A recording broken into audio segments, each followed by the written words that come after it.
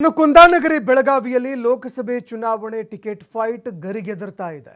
ಅಂಗಡಿ ಕುಟುಂಬಕ್ಕೆ ಶೆಟ್ಟರ್ ಜೊತೆಗೆ ಜಾರಕಿಹೊಳಿ ಬ್ರದರ್ಸ್ ಬಲ ಕೂಡ ಸಿಕ್ಕಿದೆ.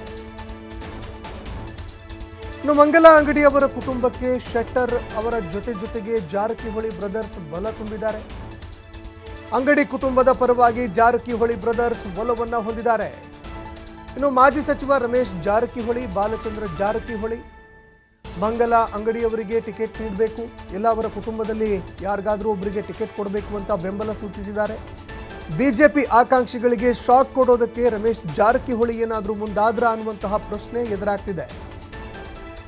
ಇನ್ನು ಈಗಾಗಲೇ ಲೋಕಸಭೆ ಚುನಾವಣೆಗೆ ಸಂಬಂಧಪಟ್ಟಂತೆ ಮಂಗಲ ಅಂಗಡಿ, ಅವರ ಪುತ್ರಿ ಸ್ಫೂರ್ತಿ ಪಾಟೀಲ್, ಶ್ರದ್ಧಾ ಶೆಟ್ಟರ್ ಇವರೆಲ್ಲರೂ ಕೂಡ ಟಿಕೆಟ್ ರೇಸ್ನಲ್ಲಿದ್ದಾರೆ.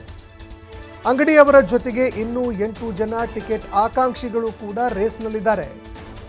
ಆದರೆ ಇದಕ್ಕೆ ಸಂಬಂಧಪಟ್ಟಂತೆ ಯಾವಾಗ ಜಗದೀಶ್ ಶೆಟ್ಟರ್ ಅವರು ಬಿಜೆಪಿ ಪಕ್ಷಕ್ಕೆ ಮರಳಿ ಸೇರ್ಪಡೆ ಆದರೂ ಆ ಸಂದರ್ಭದಲ್ಲೇ ಟಿಕೆಟ್ಗಾಗಿ ಬೇಡಿಕೆ ಇಟ್ಟಿದ್ರು. ನನಗೂ ಕೂಡ ಟಿಕೆಟ್ ಬೇಕು, ಅದೇ ರೀತಿಯಾಗಿ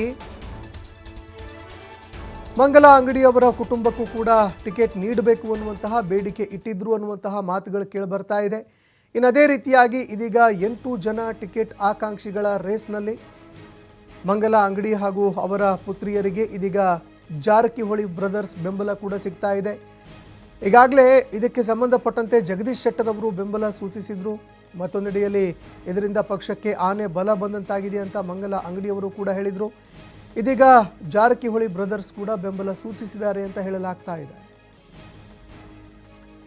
ಈ ಬಗ್ಗೆ ಮತ್ತಷ್ಟು ಮಾಹಿತಿ ಕೊಡ್ತಾ ಹೋಗ್ತಾರೆ ಪ್ರತಿನಿಧಿ ಶ್ರೀಧರ್ ಕೋಟಾರಗಸ್ತಿ ಫೋನ್ ಸಂಪರ್ಕದಲ್ಲಿ ಜಾಯ್ನ್ ಆಗಿದ್ದಾರೆ. ಶ್ರೀಧರ್, ಈಗಾಗಲೇ ಜಗದೀಶ್ ಶೆಟ್ಟರ್ ಅವರು ಪಕ್ಷ ಸೇರ್ಪಡೆ ಸಂದರ್ಭದಲ್ಲಿ ಈ ಒಂದು ಬೇಡಿಕೆ ಇಟ್ಟಿದ್ರು, ಷರತ್ತು ವಿಧಿಸಿದ್ರು ಅನ್ನುವಂತಹ ಮಾತು ಕೇಳಿ ಬರ್ತಾ ಇತ್ತು. ಇದೀಗ ಜಾರಕಿಹೊಳಿ ಬ್ರದರ್ಸ್ ಬೆಂಬಲದ ಬಳಿಕ ಅಂಗಡಿ ಕುಟುಂಬಕ್ಕೆ ಈಗ ಆನೆ ಬಲ ಬಂದಂತಾಗಿದೆಯಾ ಅಂತ? ಸಂತೋಷ್, ಲೋಕಸಭೆ ಚುನಾವಣೆಗೆ ಬಿಜೆಪಿ ಭರ್ಜರಿ ಸಿದ್ಧತೆ ಆರಂಭಿಸಿದೆ. ಈಗಾಗಲೇ ಜಗದೀಶ್ ಶೆಟ್ಟರ್ ಬಿಜೆಪಿ ವಾಪಸ್ ಆದ ಬೆನ್ನಲ್ಲೇ ಬೆಳಗಾವಿ ಲೋಕಸಭೆಯ ಒಂದು ರಾಜಕೀಯ ಚಿತ್ರಣವೇ ಬದಲಾಗ್ತಾ ಇದೆ.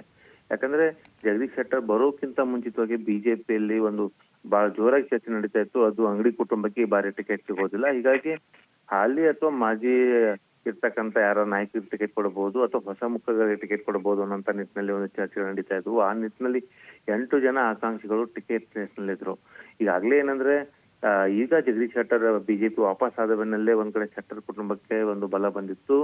ಈಗ ಶೆಟ್ಟರ್ ಬಂದ ಬೆನ್ನಲ್ಲೇ ಈಗ ಏನಂದ್ರೆ ಜಾರಕಿಹೊಳಿ ಬ್ರದರ್ಸ್, ಅದು ಮಾಜಿ ಸಚಿವರಾದಂತ ರಮೇಶ್ ಜಾರಕಿಹೊಳಿ ಆಗಿರ್ಬೋದು ಮತ್ತು ಬಾಲಚಂದ್ರ ಜಾರಕಿಹೊಳಿ ಆಗಿರ್ಬೋದು, ಇಬ್ಬರು ಕೂಡ ಒಂದು ಅಂಗಡಿ ಕುಟುಂಬದ ಪರವಾಗಿ ಒಂದು ಒಲವನ್ನ ಹೊಂದಿದ್ದಾರೆ ಅನ್ನೋಂತ ಮಾಹಿತಿ ಬಿಜೆಪಿ ಪಾಳ್ಯದಿಂದ ಈಗ ಗೊತ್ತಾಗ್ತಾ ಇದೆ. ಅಂದ್ರೆ ಪ್ರಮುಖವಾಗಿ ಬೆಳಗಾವಿ ಲೋಕಸಭೆ ಅಂದ್ರೆ ಇದು ಬಿಜೆಪಿಯ ಭದ್ರಕೋಟೆ. ಕಳೆದ ಸತತ 5 ಬಾರಿ ಇಲ್ಲಿ ಬಿಜೆಪಿ ಗೆಲುವನ್ನು ಸಾಧಿಸ್ಕೊಂಡು ಬಂದಿರತಕ್ಕಂಥದ್ದು. ಹಾಗಾಗಿ ಇಲ್ಲಿ ಲಿಂಗಾಯತ್ ಮತ್ತು ಮರಾಠ ಮತಗಳೇ ನಿರ್ಣಾಯಕ ಆಗಿದ್ದಾವೆ. ಈ ಬಾರಿ ಕೂಡ ಆ ಒಂದು ಕಾರಣಕ್ಕಾಗಿ ಟಿಕೆಟ್ ಆಕಾಂಕ್ಷಿಗಳೆಂದರೆ ಶತಾಯಗತಾಯವಾಗಿ ಟಿಕೆಟ್ ಅನ್ನು ಗಿಟ್ಟಿಸ್ಕೊಳ್ಬೇಕು ಅನ್ನೋಂತ ನಿಟ್ಟಿನಲ್ಲಿ ಒಂದು ಪ್ರಯತ್ನವನ್ನ ಮಾಡ್ತಾ ಇದ್ರು. ಯಾಕಂದ್ರೆ ಬೆಳಗಾವಿ ಲೋಕಸಭೆಯಲ್ಲಿ ಪ್ರಮುಖವಾಗಿ 8 ವಿಧಾನಸಭಾ ಮತಕ್ಷೇತ್ರಗಳು ಬರುತ್ತೆ.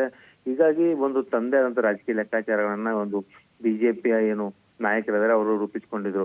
ಆದ್ರೆ ಈಗ ಜಾರಕಿಹೊಳಿ ಸೋದರರು ಅಂಗಡಿ ಕುಟುಂಬದ ಬೆಂಬಲಕ್ಕೆ ನಿಂತಿರ್ತಕ್ಕಂಥದ್ದು. ಯಾಕಂದ್ರೆ ಸುರೇಶ್ ಅಂಗಡಿ ಇದ್ದಂತ ಸಂದರ್ಭದಲ್ಲೂ ಕೂಡ ಒಂದು ಜಾರಕಿಹೊಳಿ ಸೋದರರೊಂದಿಗೆ ಒಂದು ಉತ್ತಮವಾದಂತ ಒಂದು ಒಡನಾಟ ಹೊಂದಿರತಕ್ಕಂಥದ್ದು. ಜೊತೆಗೆ ಮಂಗಳ ಅಂಗಡಿ ಗೋಕಾಕ್ ಮತ್ತು ಅರ್ಬಾಯಿ ಮತಕ್ಷೇತ್ರ, ಅಂದ್ರೆ ಗೋಕಾಕ್ ತಾಲೂಕಿನ ಬರುತ್ತೆ ಮಂಗಳ ಅಂಗಡಿ, ಗೋಕಾಕ್ ತಾಲೂಕಿನಿಂದ ಒಂದು ಪ್ರತಿನಿಧಿಸುವಂತವ್ರು. ಹೀಗಾಗಿ ಮನೆ ಮಗಳಾಗಿ ಕಳೆದ ಬಾರಿ ಕೂಡ ಒಂದು ಉಪಚುನಾವಣೆಯಲ್ಲಿ ಮತವನ್ನ ಯಾಚನೆ ಮಾಡಿದ್ರು.